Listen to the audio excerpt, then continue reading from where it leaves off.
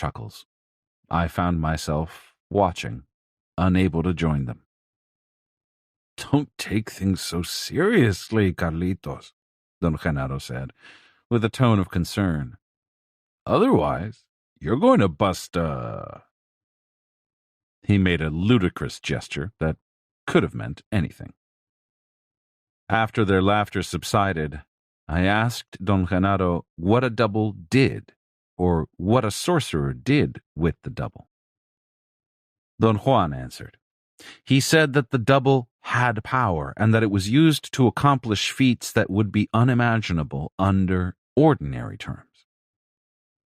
"I've told you time and time again that the world is unfathomable," he said to me. "And so are we, and so is every being that exists in this world. It is impossible, therefore, to reason out the double. You've been allowed to witness it, though, and that should be more than enough." "But there must be a way to talk about it," I said. "You yourself have told me that you explained your conversation with the deer in order to talk about it. Can't you do the same with the double?" He was quiet for a moment. I pleaded with him. The anxiety I was experiencing was beyond anything I had ever gone through. "Well, a sorcerer can double up," Don Juan said. "That's all one can say." "But is he aware that he's doubled?" "Of course he's aware of it." "Does he know that he is in two places at once?" Both of them looked at me, and then they exchanged a glance. "Where is the other Don Genaro?" I asked. Don Genaro leaned towards me and stared into my eyes. "I don't know," he said softly. "No sorcerer knows where his other is." "Genaro is right," Don Juan said. "A sorcerer has no notion that he is in two places at once. To be aware of that would be the equivalent of facing his double, and the sorcerer that finds himself face to face with himself is a dead sorcerer. That is the rule. That is the way power has set things up. No one knows why." Don Juan explained that by the time a warrior had conquered dreaming and seeing and had developed a double, he must have also succeeded in erasing personal history, self-importance, and routines. He said that all the techniques which he had taught me and which I had considered to be empty talk were, in essence, means for removing the impracticality of having a double in the ordinary world by making the self and the world fluid and by placing them outside the bounds of prediction. "A fluid warrior can no longer make the world chronological," Don Juan explained. "And for him, the world and himself are no longer objects. He's a luminous being existing in a luminous world. The double is a simple affair for a sorcerer because he knows what he's doing.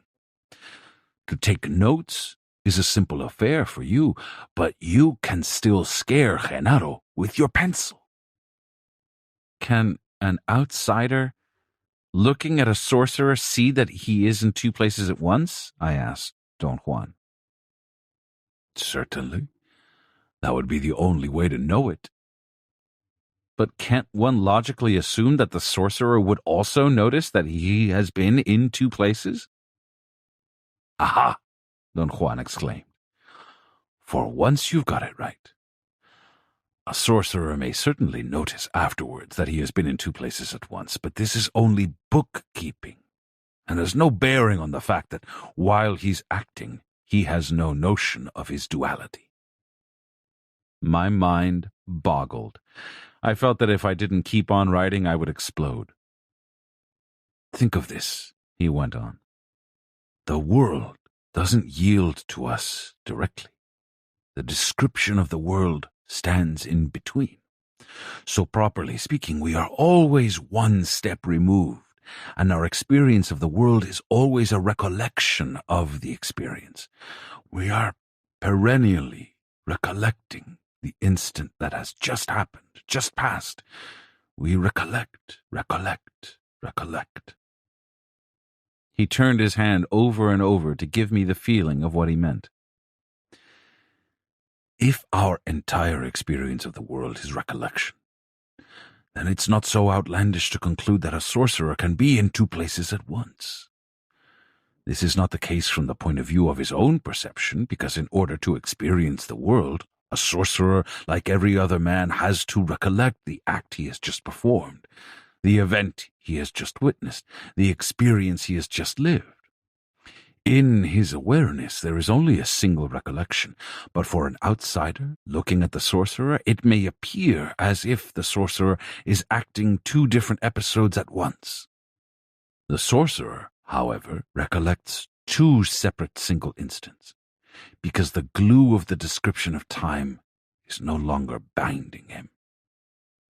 When Don Juan had finished talking, I was sure I was running a temperature.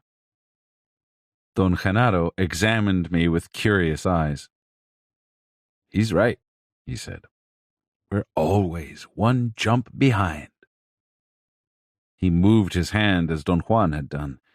His body started to jerk, and he jumped back on his seat. It was as if he had the hiccups, and the hiccups were forcing his body to jump back. He began to move backwards, jumping on his seat, and went all the way to the end of the ramada and back. The sight of Don Genaro leaping backwards on his buttocks, instead of being funny, as it should have been, threw me into an attack of fear so intense that Don Juan had to strike me repeatedly on the top of my head with his knuckles. "I just can't grasp all this, Don Juan," I said. "I can't either," Don Juan retorted, shrugging his shoulders. "Neither can I, dear Carlitos," Don Genaro added. My fatigue, the bulk of my sensory experience, the mood of lightness and humor that prevailed, and Don Genaro's clowning were too much for my nerves. I could not stop the agitation in my stomach muscles. Don Juan made me roll on the ground until I had regained my calmness. Then I sat down, facing them again. "Is the double solid?" I asked Don Juan after a long silence. They looked at me.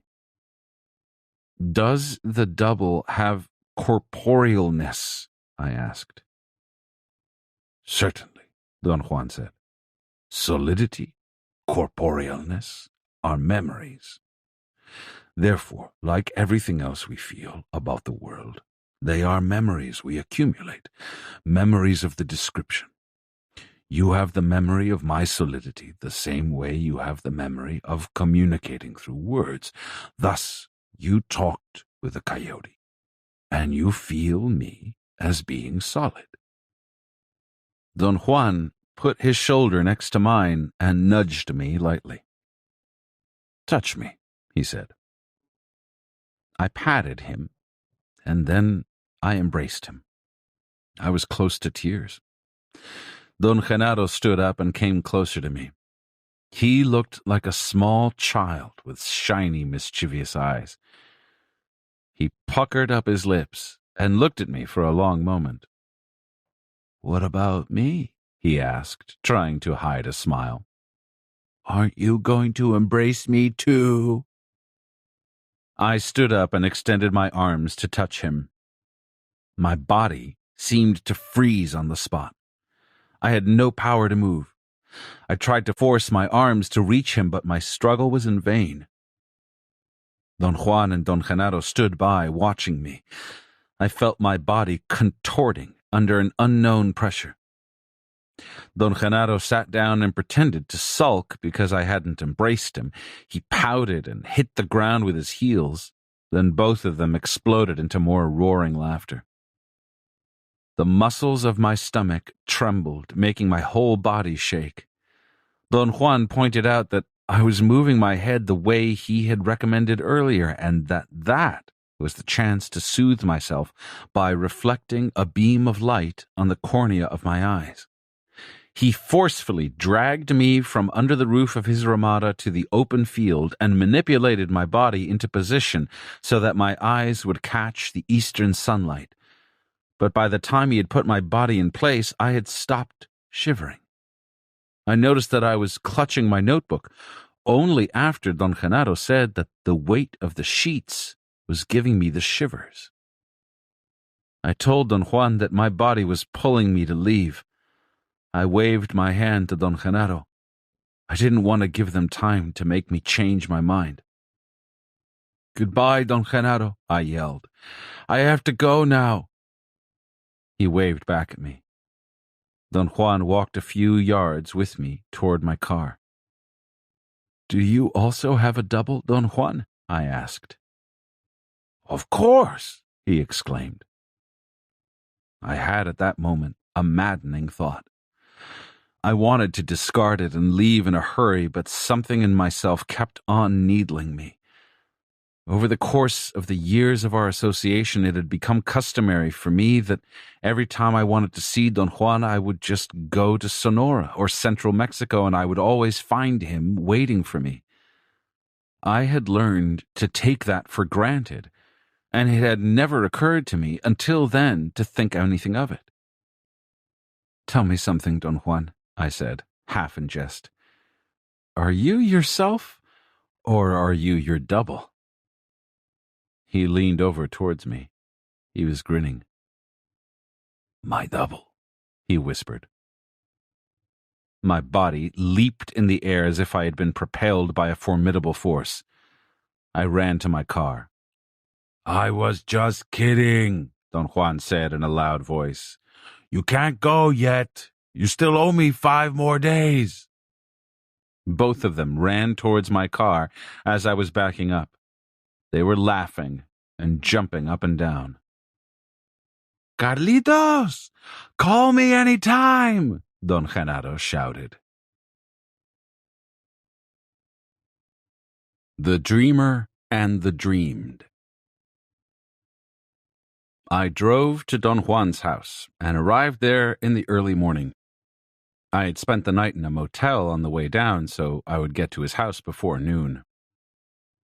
Don Juan was in the back and came to the front when I called him. He gave me a warm greeting and the impression that he was pleased to see me. He made a comment that I thought was intended to put me at ease, but produced the opposite effect. "I heard you were coming," he said as he grinned, "and I ran to the back. I was afraid that if I had stayed here, you would have been frightened." He casually remarked that I was somber and heavy. He said that I reminded him of Eligio, who was morbid enough to be a good sorcerer, but too morbid to become a man of knowledge. He added that the only way to counteract the devastating effect of the sorcerer's world was to laugh at it. He was right in his assessment of my mood. I was indeed worried and frightened. We went for a long walk. It took hours for my feelings to ease up. Walking with him made me feel better than if he had attempted to talk me out of my somberness. We returned to his house in the late afternoon. I was famished. After eating, we sat under the ramada. The sky was clear. The afternoon light made me feel complacent. I wanted to talk. "I've felt uneasy for months," I said. "There was something truly awesome in what you and Don Genaro said and did the last time I was here." Don Juan didn't say anything. He got up and moved around the ramada. "I've got to talk about this," I said. "It obsesses me, and I can't stop pondering upon it." "Are you afraid?" he asked. I wasn't afraid, but baffled, overwhelmed by what I had heard and witnessed. The loopholes in my reason were so gigantic that either I had to repair them or I had to dispose of my reason altogether. My comments made him laugh. "Don't throw away your reason yet," he said. "It's not time for it. It'll happen, though, but I don't think that now is the moment." Should I try to find an explanation for what happened then? I asked. Certainly, he retorted. It's your duty to put your mind at ease. Warriors do not win victories by beating their heads against walls, but by overtaking the walls. Warriors jump over the walls. They don't demolish them. How can I jump over this one? I asked.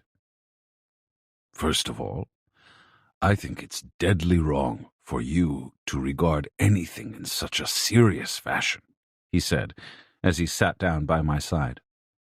There are 3 kinds of bad habits which we use over and over when confronted with unusual life situations. First, we may disregard what's happening or has happened and feel as if it had never occurred. That one is the bigot's way. Second, we may accept everything at its face value and feel as if we know what's going on. That's the pious man's way. Third, we may become obsessed with an event because either we cannot disregard it or we cannot accept it wholeheartedly. That's the fool's way. Your way? There is a fourth, the correct one, the warrior's way.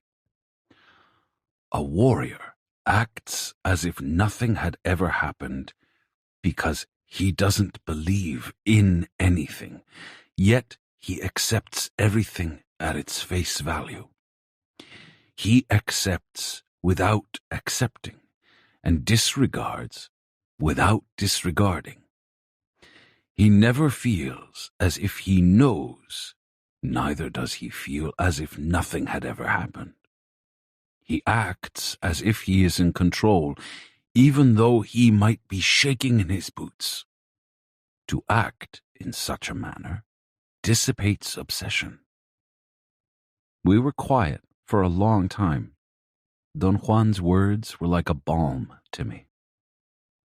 Can I talk about Don Genaro and his double? I asked. It depends on what you want to say about him, he replied. Are you going to indulge in being obsessed? I want to indulge in explanations, I said. I'm obsessed because I haven't dared come to see you, and I haven't been able to talk about my qualms and doubts with anyone. Don't you talk with your friends? I do, but how could they help me? I never thought that you needed help. You must cultivate the feeling that a warrior needs nothing. You say you need help. Help for what? You have everything needed for the extravagant journey that is your life. I have tried to teach you that the real experience is to be a man, and that what counts is being alive. Life is the little detour that we are taking now. Life in itself is sufficient, self-explanatory, and complete. A warrior understands this and lives accordingly. Therefore, one may say, without being presumptuous, that the experience of experiences is being a warrior. He seemed to wait for me to say something. I hesitated for a moment. I wanted to select my words carefully.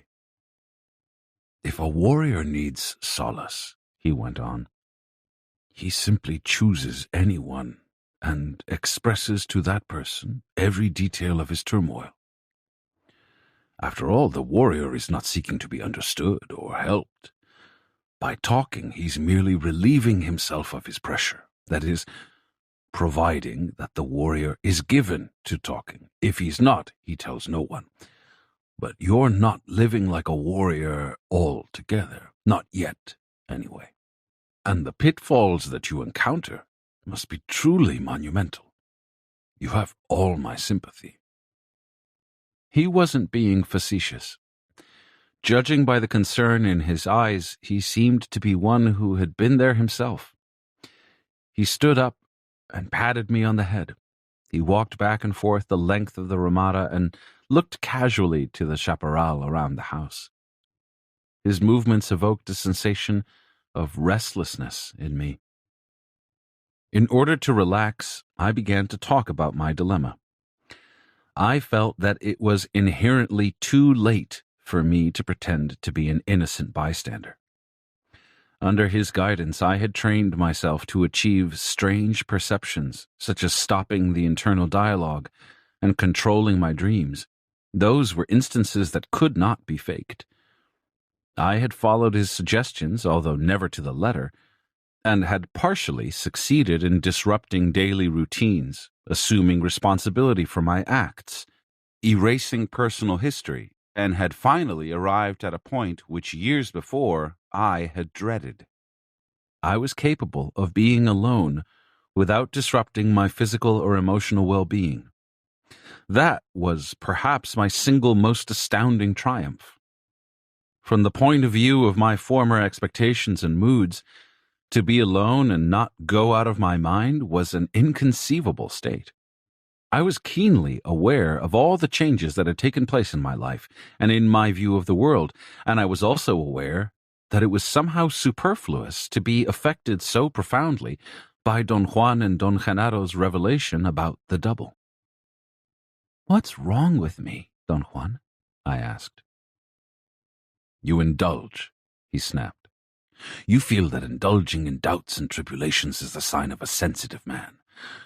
Well, the truth of the matter is that you're the farthest thing from being sensitive, so why pretend? I told you the other day, a warrior accepts in humbleness what he is." "You make it sound as if I were confusing myself deliberately," I said. "We do confuse ourselves deliberately," he said. "All of us are aware of our doings. Our puny reason deliberately makes itself into the monster it fancies itself to be. It's too little for such a big mold, though." I explained to him that my dilemma was perhaps more complex than what he was making it out to be. I said that as long as he and Don Genaro were men like myself, their superior control made them models for my own behavior. But if they were, in essence, men drastically different than I, then I couldn't conceive of them any longer as models, but as oddities, which I could not possibly aspire to emulate. "Genaro is a man," Don Juan said in a reassuring tone. "He's no longer a man like yourself, true, but that's his accomplishment, and it shouldn't give rise to fear on your part. If he's different, the more reason to admire him." "But his difference is not a human difference," I said. "And what do you think it is? The difference between a man and a horse?" "I don't know, but he's not like me." "He was at one time, though." "But can his change be understood by me?" "Of course. You yourself are changing." "Do you mean that I will develop a double?" "No one develops a double. That's only a way of talking about it. You, for all the talking you do, are a sap for words. You get trapped by their meanings. Now you think that one develops a double through evil means, I suppose. All of us luminous beings have a double. All of us. A warrior learns to be aware of it, that's all. There are seemingly insurmountable barriers protecting that awareness, but that's expected. Those barriers are what makes arriving at that awareness such a unique challenge." "Why am I so afraid of it, Don Juan?" "Because you're thinking that the double is what the word says, a double or another you. I chose those words in order to describe it. The double is oneself and cannot be faced in any other way." "What if I don't want to have it?" "The double is not a matter of personal choice. Neither is it a matter of personal choice who is selected to learn the sorcerer's knowledge that leads to that awareness. Have you ever asked yourself, Why you, in particular? All the time. I've asked you that question hundreds of times, but you've never answered it.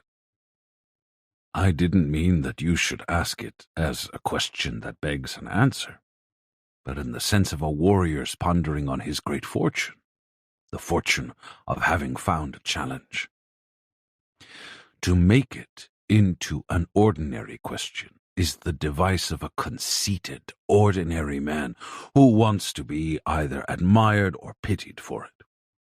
I have no interest in that kind of question, because there is no way of answering it. The decision of picking you was a design of power.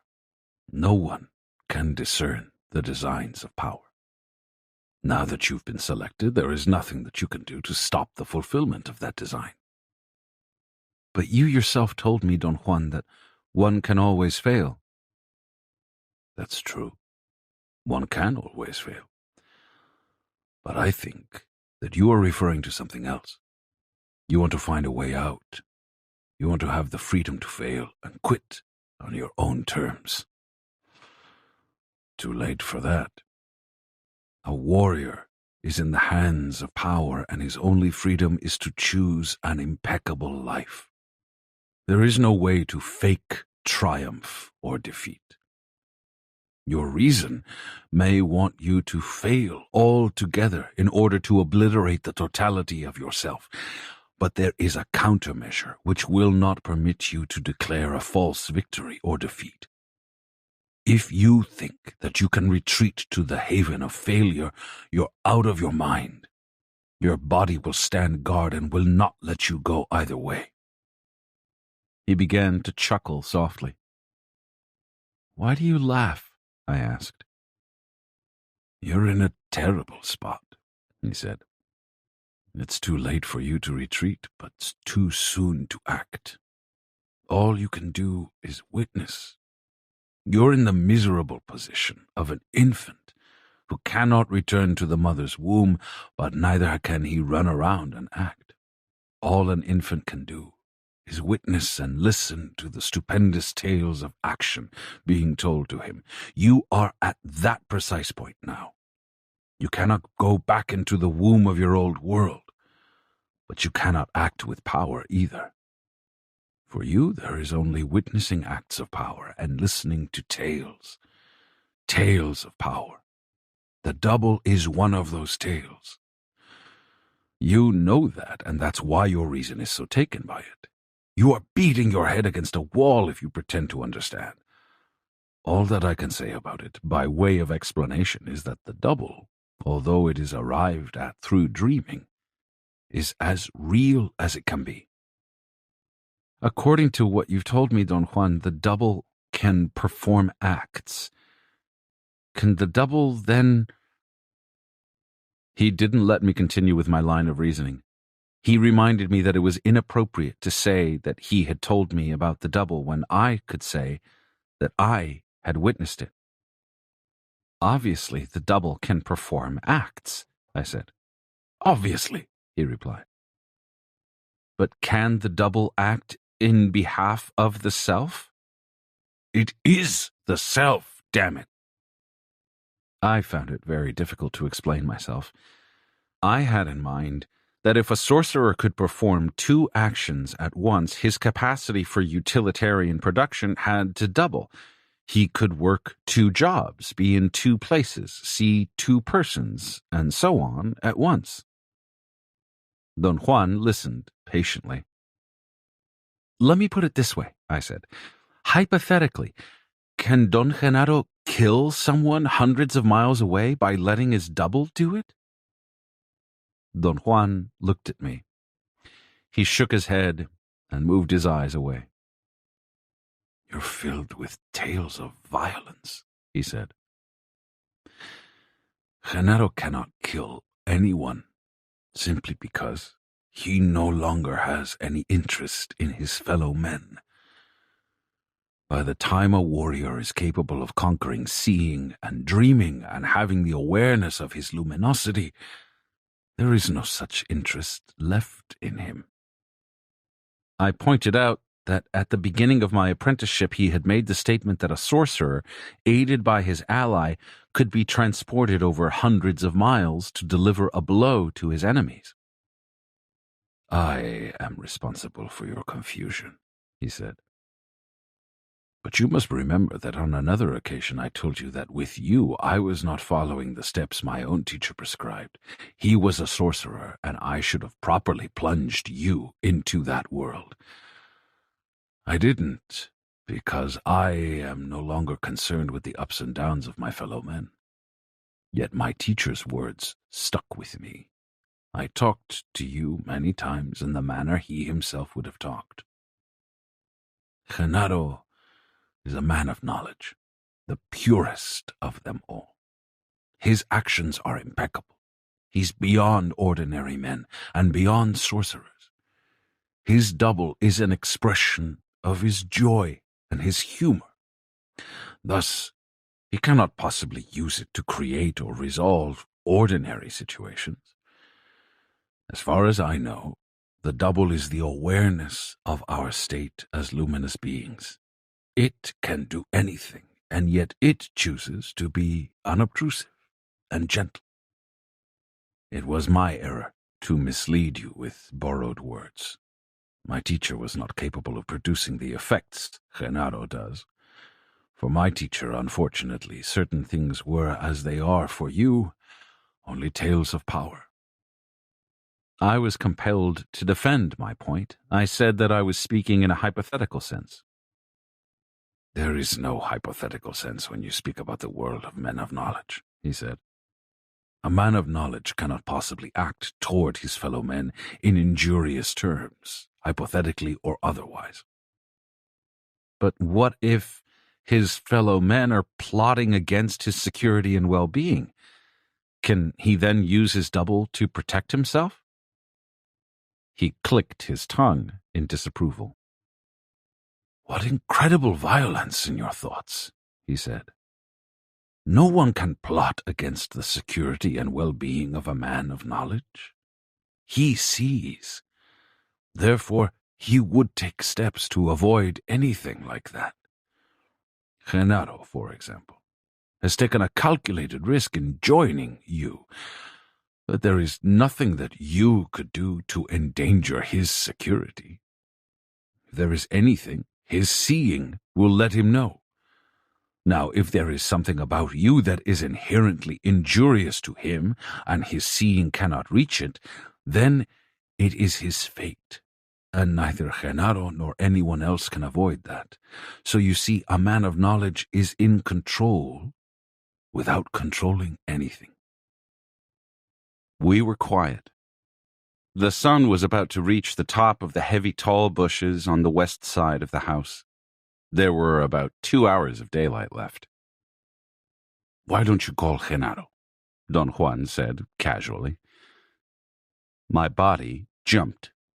My initial reaction was to drop everything and run for my car. Don Juan broke into a belly laugh. I told him that I did not have to prove anything to myself and that I was perfectly content to talk to him. Don Juan couldn't stop laughing. Finally, he said that it was a shame that Don Genaro wasn't there to enjoy a great scene. Look, if you're not interested in calling Genaro, I am, he said in a resolute tone. I like his company. I had a terrible sour taste on the roof of my mouth. Beads of perspiration ran down from my brow and my upper lip. I wanted to say something, but there was really nothing to say. Don Juan gave me a long, scrutinizing look. Come on, he said. A warrior is always ready. To be a warrior is not a simple matter of wishing to be one. It is rather an endless struggle that will go on to the very last moment of our lives. Nobody is born a warrior, in exactly the same way that nobody is born a reasonable being. We make ourselves into one or the other. Pull yourself together. I don't want Genaro to see you shivering like this. He stood up and paced back and forth on the clean floor of the ramada. I couldn't remain impassive. My nervousness was so intense that I couldn't write anymore, and I jumped to my feet. Don Juan made me jog on the spot, facing the west. He had made me perform the same movements before on various occasions. The idea was to draw power from the impending twilight by raising one's arms to the sky with the fingers stretched like a fan, and then clasp them forcefully when the arms were in the midpoint between the horizon and the zenith. The exercise worked, and I became almost instantly calm and collected. I couldn't avoid wondering, however, what had happened to the old me that could never have relaxed so completely by performing those simple and idiotic movements. I wanted to focus all my attention on the procedure that Don Juan was doubtlessly going to follow to call Don Genaro. I anticipated some portentous acts. Don Juan stood on the edge of the ramada, facing the southeast, cupped his hands around his mouth, and yelled, "Genaro, come here!" A moment later, Don Genaro emerged from the chaparral. Both of them were beaming. They practically danced in front of me. Don Genaro greeted me effusively and then sat down on the milk crate. There was something dreadfully wrong with me. I was calm, unruffled. Some incredible state of indifference and aloofness had taken over my entire being. It was almost as if I were watching myself from a hiding place. In a very nonchalant manner, I proceeded to tell Don Genaro that during my last visit, he had nearly scared me to death, and that not even during my experiences with psychotropic plants had I been in such a complete state of chaos. Both of them celebrated my statements as if they were meant to be funny. I laughed with them. They obviously were aware of my state of emotional numbness. They watched me and humored me as if I were drunk. There was something inside me that fought desperately to turn the situation into something familiar. I wanted to be concerned and afraid. Don Juan finally splashed some water on my face and urged me to sit down and take notes. He said, as he had done before, that either I took notes or I died. The mere act of putting down some words brought back my familiar mood. It was as if something became crystal clear again, something that a moment before had been opaque and numb. The advent of my usual self also meant the advent of my usual fears. Strangely enough, I was less afraid of being afraid than of being unafraid. The familiarity of my old habits, no matter how unpleasant they were, was a delightful respite. I fully realized then that Don Genaro had just emerged from the chaparral. My usual processes were beginning to function. I started by refusing to think or speculate about the event. I made the resolution of not asking him anything. I was going to be a silent witness this time. "Genaro has come again, exclusively for you," Don Juan said. Don Genaro was leaning against the wall of the house, resting his back against it while he sat on a tilted milk crate. He looked as if he were riding on horseback. His hands were in front of him, giving the impression that he was holding the reins of a horse. "That's right, Carlitos," he said, and brought the milk crate to rest on the ground. He dismounted, whirling his right leg over an imaginary neck of a horse, and then jumped to the ground. His movements were so perfectly executed that he gave me the unquestionable sensation that he had arrived on horseback. He came to my side and sat down to my left. "Genaro has come because he wants to tell you about the other," Don Juan said. He made a gesture of giving Don Genaro the floor. Don Genaro bowed. He turned slightly to face me. "What would you like to know, Carlitos?" he asked in a high-pitched voice. "Well, if you're going to tell me about the double, tell me everything," I said, feigning casualness. Both of them shook their heads and glanced at each other. Genaro is going to tell you about the dreamer and the dreamed, Don Juan said. As you know, Carlitos, Don Genaro said, with the air of an orator warming up, the double begins in dreaming. He gave me a long look and smiled. His eyes swept from my face to my notebook and pencil. The double is a dream, he said, scratched his arms, and then stood up. He walked to the edge of the Ramada and stepped out into the chaparral. He stood by a bush, showing 3/4 of his profile to us. He was apparently urinating. After a moment, I noticed that there seemed to be something wrong with him. He appeared to be trying desperately to urinate, but could not. Don Juan's laughter was the clue that Don Genaro was clowning again. Don Genaro contorted his body in such a comical fashion that he had Don Juan and me practically in hysterics. Don Genaro came back to the Ramada and sat down. His smile radiated a rare warmth. When you can't, you just can't, he said, and shrugged his shoulders.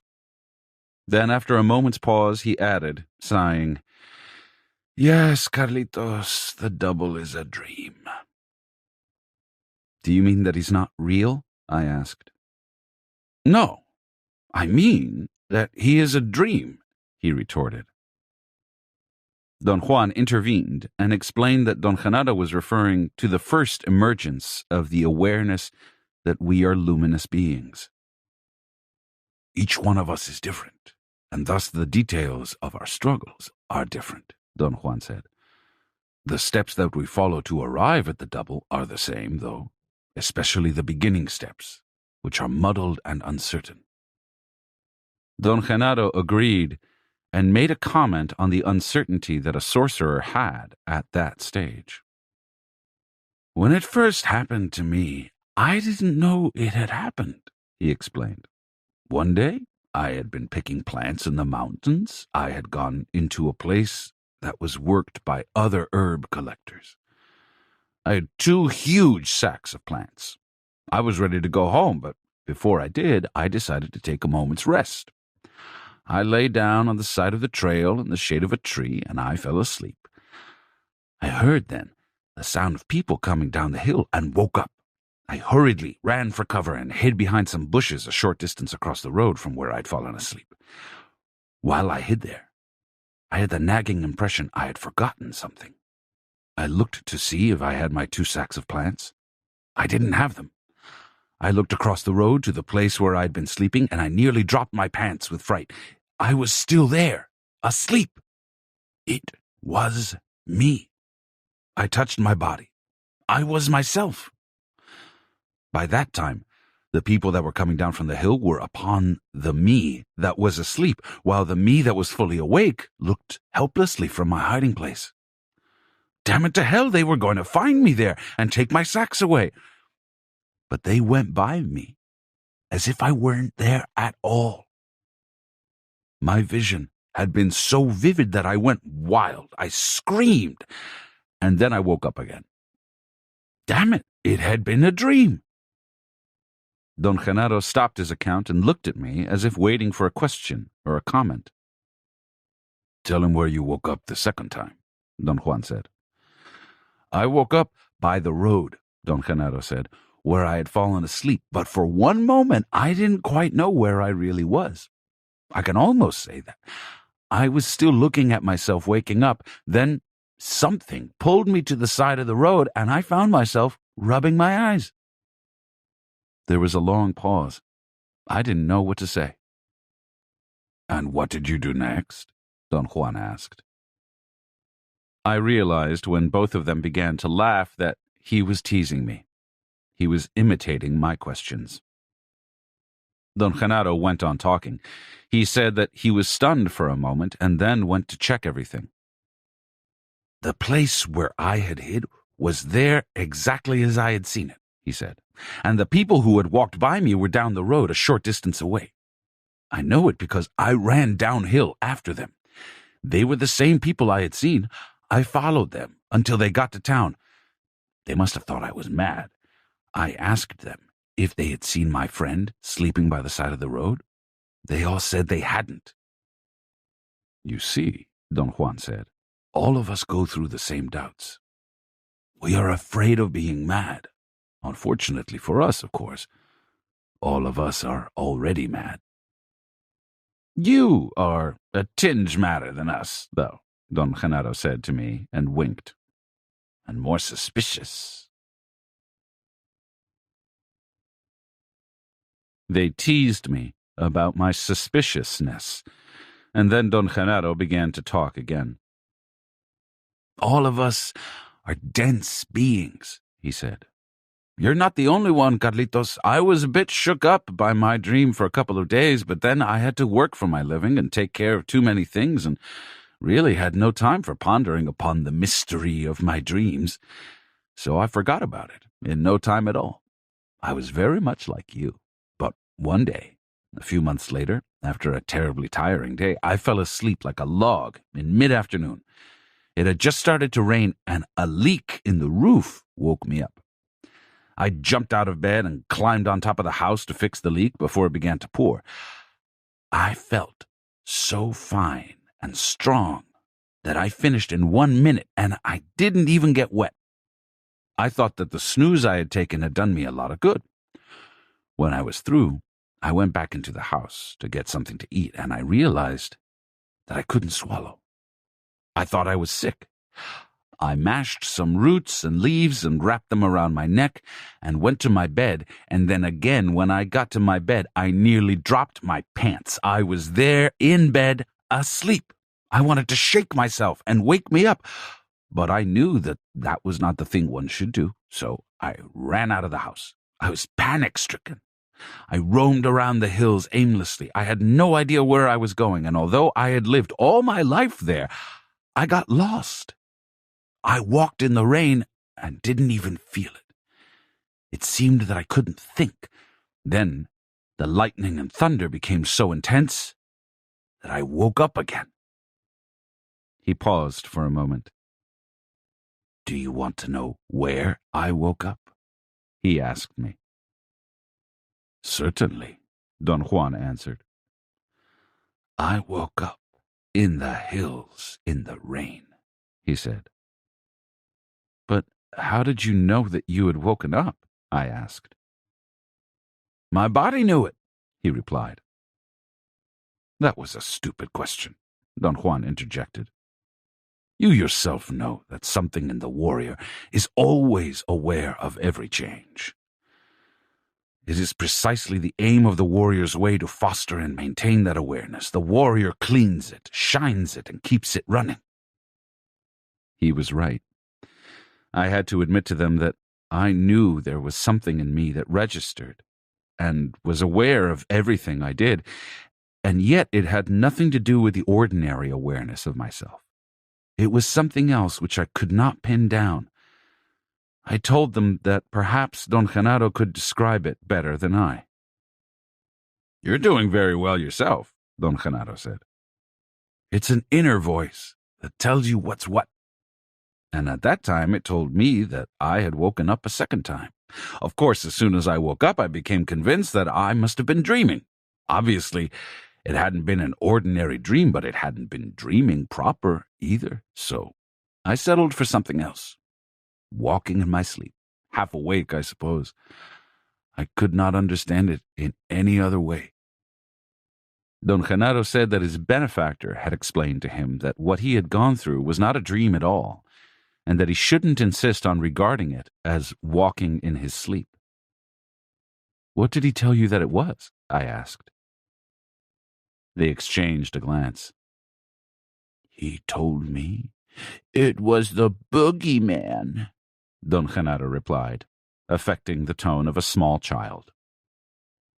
I explained to them that I wanted to know if Don Genaro's benefactor explained things in the same way they themselves did.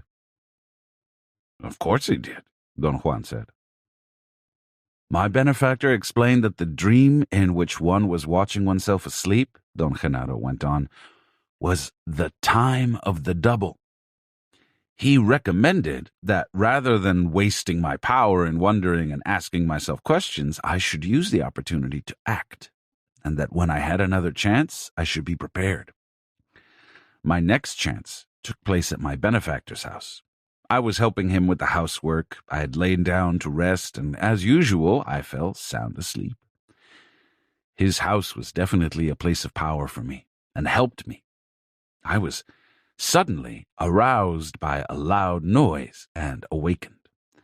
My benefactor's house was large. He was a wealthy man and had many people working for him. The noise seemed to be the sound of a shovel digging in gravel. I sat up to listen, and then I stood up. The noise was very unsettling to me, but I couldn't figure out why. I was pondering whether to go and check it out when I noticed that I was asleep on the floor. This time, I knew what to expect and what to do, and I followed the noise. I walked to the back of the house. There was no one there. The noise seemed to come from beyond the house. I kept on following it. The more I followed it, the quicker I could move. I ended up at a distant place, witnessing incredible things. He explained that at the time of those events, he still was in the beginning stages of his apprenticeship and had done very little in the realm of dreaming, but that he had an uncanny facility to dream that he was looking at himself. "Where did you go, Don Genaro?" I asked. "That was the first time that I had really moved in dreaming," he said. "I knew enough about it to behave correctly, though. I didn't look at anything directly and ended up in a deep ravine where my benefactor had some of his power plants." "Do you think it works better if one knows very little about dreaming?" I asked. "No," Don Juan interjected. "Each of us has a facility for something in particular. Genaro's knack is for dreaming." "What did you see in the ravine, Don Genaro?" I asked. "I saw my benefactor doing some dangerous maneuvers with people. I thought I was there to help him and hid behind some trees, yet I couldn't have known how to help. I wasn't dumb, though, and I realized that the scene was there for me to watch, not to act in." "When and how and where did you wake up?" "I don't know when I woke up. It must have been hours later. All I know is that I followed my benefactor and the other men, and when they were about to reach my benefactor's house, the noise that they made, because they were arguing, woke me up. I was at the place where I had seen myself asleep. Upon waking up, I realized that whatever I had seen and done was not a dream. I had actually gone some distance away, guided by the sound." "Was your benefactor aware of what you were doing?" "Certainly. He had been making the noise with the shovel to help me accomplish my task. When he walked into the house, he pretended to scold me for falling asleep. I knew that he had seen me. Later on, after his friends had left, he told me that he had noticed my glow hiding behind the trees." Don Genaro said that those 3 instances set him off on the path of dreaming, and that it took him 15 years to have his next chance. "The 4th time was a more bizarre and a more complete vision," he said. "I found myself asleep in the middle of a cultivated field. I saw myself lying there on my side, sound asleep. I knew that it was dreaming because I had set myself to do dreaming every night. Usually, every time I had seen myself asleep, I was at the site where I had gone to sleep. This time, I was not in my bed, and I knew I had gone to bed that night. In this dreaming, it was daytime, so I began to explore. I moved away from the place where I was lying and oriented myself. I knew where I was. I was actually not too far from my house, perhaps a couple of miles away.